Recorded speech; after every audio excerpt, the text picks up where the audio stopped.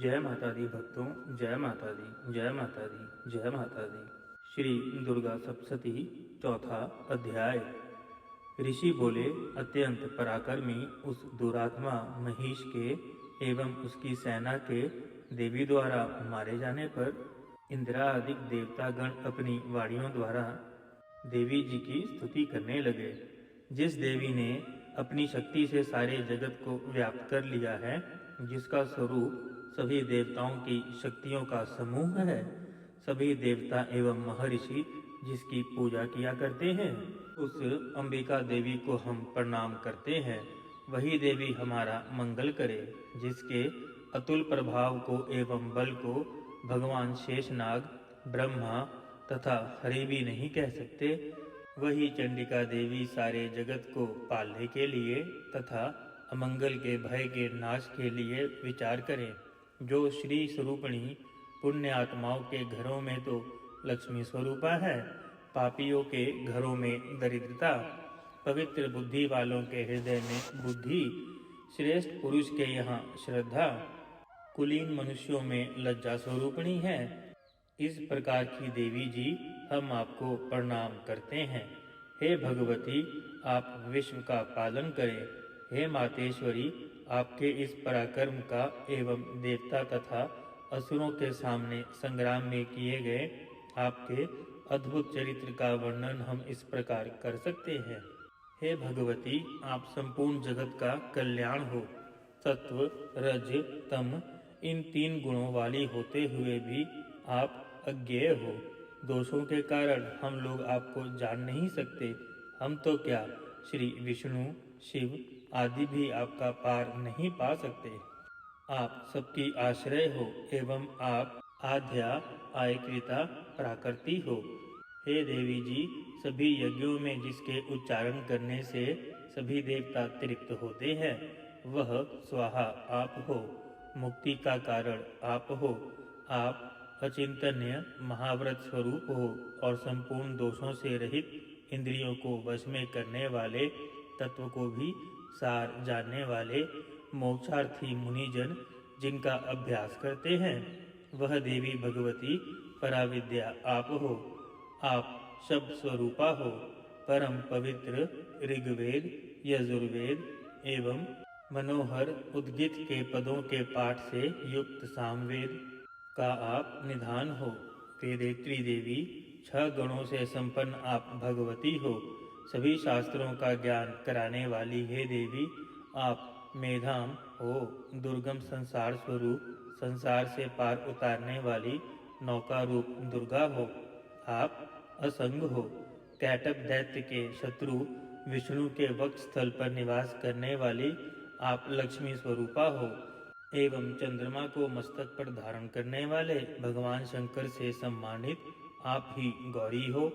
यद्यपि आपका मुख स्वर्ण से भी उत्तम कांति से सुंदर तथा परिपूर्ण चंद्रमा के बिंब का अनुकरण करने वाला निर्मल मंद मुस्कान से सुशोभित है, तथापि इस प्रकार के चंद्रमुख को देखकर क्रोध से परिपूर्ण महिषासुर ने झट ही उस पर प्रहार किया।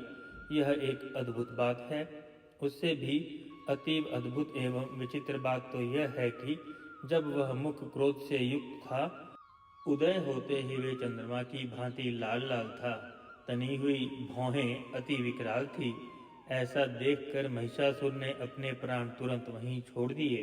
भला कौन ऐसे प्राणी होंगे जो क्रोधी यमराज को देखकर भी जीवित रह सके।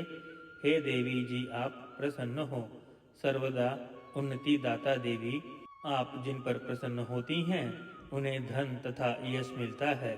हे देवी, आपकी कृपा के द्वारा ही अत्यंत अक्षत पुण्य आत्मा पुरुष सभी धर्म संबंधी कार्य प्रतिदिन किया करता है। आपकी कृपा से उसे स्वर्ग लाभ होता है। इसी कारण आप तीनों लोकों में फल देने वाली हो। आपसे बढ़कर कौन है। सबके लिए उपकार करने वाली हो। आप सर्वदा दयामयी हो। इन राक्षसों के वध करने से जगत सुखी हो। यह राक्षस कभी नरक के लिए चिरकाल तक भले ही पाप करते रहे हों, संग्राम में इनका वध आपने इसलिए किया कि मुझसे मारे हुए यह स्वर्ग चले जाएं। यही मन में रख के हे देवी जी, आप पापियों का वध करती हो। आप असुरों को केवल देखने मात्र से भस्म क्यों नहीं कर देती? शत्रुओं पर शस्त्रों के प्रहार क्यों कर दिया करती हो? इसका भी एक कारण है कि क्योंकि शत्रुघ्न मेरे शस्त्रों से पवित्र होकर उत्तम लोगों में मरकर पहुँचे। इस प्रकार आपके यह विचार अति उत्तम है। आपका शील स्वभाव दुराचारियों के दुष्ट स्वभाव को निर्वित करने वाला है और आपका स्वरूप अचिंतन्य है। उसकी अन्य किसी के साथ तुलना नहीं हो सकती। आपका पराक्रम तो देवताओं के पराक्रम को नाश करने वाला, दैत्यों का नाश करने वाला है। इसी प्रकार आप शत्रुओं पर भी दया करती हो। आपके पराक्रम की तुलना हे देवी किसके साथ हो सकती है? और आपके रूप भी तो परम मनोहर है, परंतु शत्रुओं को भयदायक है। हे वरदायिनी, त्रिलोकी भर में यह आपसे ही दिखाई देते हैं। हे देवी जी, शत्रुओं का नाश करके इस सारी त्रिलोकी की आपने रक्षा की। संग्राम भूमि में उन दैत्यों का विनाश करके उन्हें स्वर्ग में पहुंचा दिया और वह हमारा भय भी दूर किया, जो कि हमें उन्मत्त दानव डराया करते थे। हे माता, आपको नमस्कार है।